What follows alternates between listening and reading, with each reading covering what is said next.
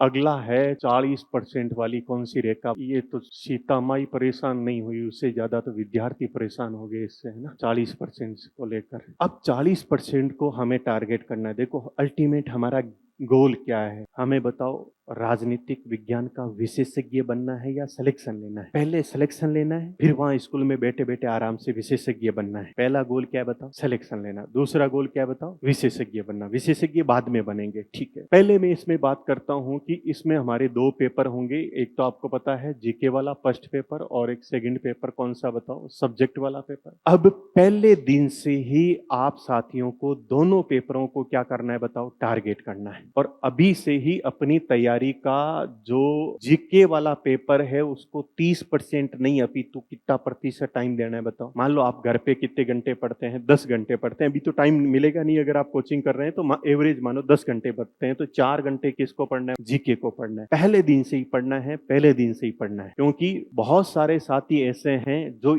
Second paper में बहुत कुछ अच्छा कर जाते हैं, लेकिन कौन से पेपर में क्वालिफाई नहीं कर पाते हैं बताओ? जीके वाले पेपर में क्वालिफाई नहीं कर पाते हैं। तो आपको जीके वाले पेपर को पहले दिन से ही अपनी तैयारी का 40% टाइम देना है, तो बाकी बचा हुआ टाइम किसको? 60% टाइम किसका हो गया बताओ? सब्जेक्ट का। ये तो आप अपनी तैयारी की रणनीति के दौरान बना ले। फिर है कि सर पॉलिटिकल साइंस में जो ये फोबिया क्रिएट किया जा रहा है कि 40% नहीं बन रहे हैं, उसको आप किस प्रकार से भेदने का प्रयास करोगे? उसके लिए आप कैसी रणनीति अपना रहे हो, उस पर थोड़ी मैं चर्चा कर लेता हूं। देखिए हमारी जो क्लास की थीम है, अभी तो आपने देखा होगा कि टाइम टेबल में 2 घंटे क्लास लगी हुई है। 10-15 दिन बाद में जब आप फ्लो में आ जाएंगे, है ना, सब्जेक्ट की आप एबीसीडी सीख जाएंगे थोड़ी थोड़ी, तो फिर हम इस क्लास की रेंज को 2 घंटे की बजाय 3 घंटे या कभी कभी 3.5 घंटे तक भी लेके जाएंगे, ठीक है, क्योंकि सिलेबस लंबा है। अब इसमें मैं ऐसे करूंगा कि हमारी क्लास का एक तो चलेगा कोर पार्ट, और एक हमारी क्लास में साथ में चलेगा कौन सा बताओ? डायरेक्ट। 40% का टारगेट हमें अचीव करना है, तो उसके लिए हम इस रणनीति को क्यों अपना रहे हैं उसको समझिएगा। कोर पार्ट का मतलब क्या है? जैसे हम सबसे पहले इधर प्रारंभ करेंगे, पाश्चात्य राजनीतिक चिंतक, वेस्टर्न पॉलिटिकल थॉट को प्रारंभ करेंगे, और ये हमारा कोर थीम है।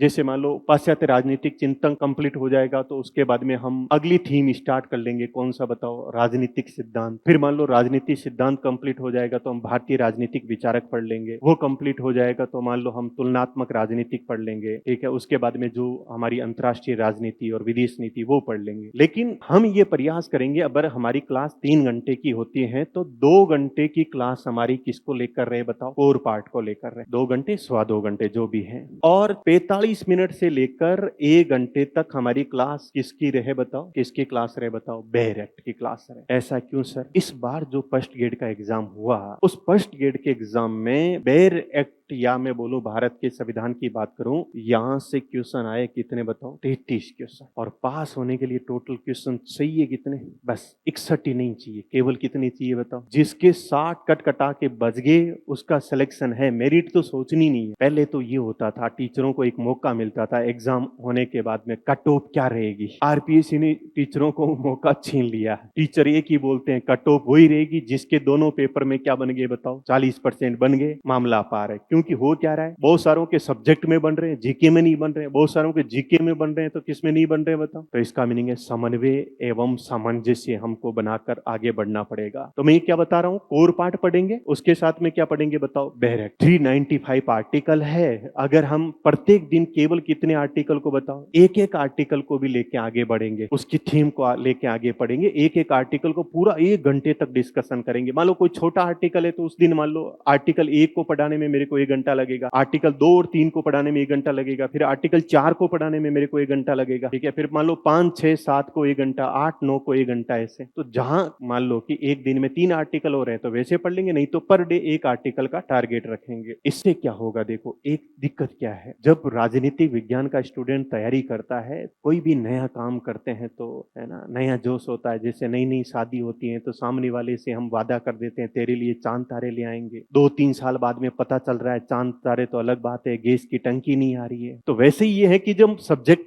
की पढ़ाई तैयारी स्टार्ट करते हैं तो नए नए होते हैं, तब तो हमारे अंदर बहुत ज्यादा जज्बा और जोश रहता है, हमको लगता है कि कर देंगे। लेकिन धीरे धीरे हम जाएंगे, जब हम भारत का संविधान पढ़ने तक आते हैं तब तक हमारी एनर्जी बहुत कम हो जाती है। और होता क्या है, स्टूडेंट अपनी तैयारी का 40% जो एनर्जी है वो किधर लगा देता है बताओ? केवल पाश्चात्य राजनीतिक चिंतकों को पढ़ने में और राजनीतिक सिद्धांत को पढ़ने में। जबकि यहां से क्वेश्चन कितने आ रहे हैं मान लो 25%, और इस भारत के संविधान को पढ़ने में वो अपनी एनर्जी का केवल कितना परसेंट लगाता है? फिर 20%। जबकि यहां से क्वेश्चन कितने आ रहे हैं बताओ? 30% से भी ज्यादा। तो हम इन दोनों को बैलेंस में लेके चलेंगे ताकि ये जो पार्ट है ऐसा हो जाए कि हमारे, अगर मान लो कि इस बार 33 आए, अगली बार 30 क्वेश्चन भी आए, तो किसी भी हालत में 25, 26, 27 क्वेश्चन से ही हो जाना चाहिए। एक बात ये भी है कि इनका कोई अंत नहीं है। पाश्चात्य राजनीतिक चिंतक और राजनीतिक सिद्धांत का कोई क्या नहीं है बताओ? अंत नहीं है, कोई सीमा नहीं है। आरपीएससी बोल रही है कि ऑथेंटिक बुक पढ़ो, इनकी कोई ऑथेंटिक बुक नहीं है। आरपीएससी बोल रही है ऑथेंटिक बुक पढ़ो, मान लो कि मैंने बता दिया ये बुक ऑथेंटिक बुक है, वो बुक भी तो किसी बुक के प्रयोग लेके लिखी गई होगी, इसका मीनिंग है फिर वो बुक पढ़ो। वो पढ़ने गए और वो भी तो किसी ने किसी के रेफरेंस में लिखी गई होगी, इसका क्या नहीं है बताओ? कोई अंत नहीं है, इसकी कोई सीमा रेखा, इनकी हालत सीमा है दर की तरह है, वो कब सीमा पार कर जाए पता ही नहीं चलता है। लेकिन भारत का संविधान ये बेयर एक्ट है, इसी में से क्वेश्चन आएगा मतलब आएगा। तो यहाँ पे क्या है, हमको सोर्स भी पता है, ये भी पता है इसी में से क्वेश्चन आएगा, क्वेश्चन सही होने की संभावना भी हमारी ज्यादा रहेगी। और इससे आप क्या पहले से पढ़े हुए भी हैं तो थोड़ी बहुत आपकी इसमें रुचि भी है। और जब इसको हम यहाँ थोड़े नए तरीके से पेश करके आपको पढ़ाएंगे तो आपके लिए प्रत्येक दिन पढ़ने के लिए कुछ ना कुछ मसाला आपके पास रहेगा और आपकी एनर्जी हमेशा क्या रहेगी बनाओ? पॉजिटिव बनी रहेगी। मैंने कहा भाई इसको भी हम इधर उधर जितनी इंग्लिश मीडियम की किताबें हैं सब उन्हीं को प्रयोग में लेते हुए हम अपने नोट्स बनाने का प्रयास कर रहे हैं। लेकिन फिर भी बोल रहा हूं इनका कोई अंत नहीं है। हम प्रयास करेंगे कि मान लो कि इसमें से एटलीस्ट दोनों में से मान लो 30 क्वेश्चन आए तो प्रयास करेंगे कि 20 से 25 क्वेश्चन हमारे नोट्सों में से आ जाए। फिर से आप बोल रहे हो सर 20 से 25 ही क्यों आए? आप तो फिर बोल रहे हो ना कि हम ऐसा करेंगे ऐसे करेंगे। याद रखो बनाना कितने? 40% है ना। हमको ये बोर्ड का एग्जाम नहीं है, कॉम्पिटिशन एग्जाम है।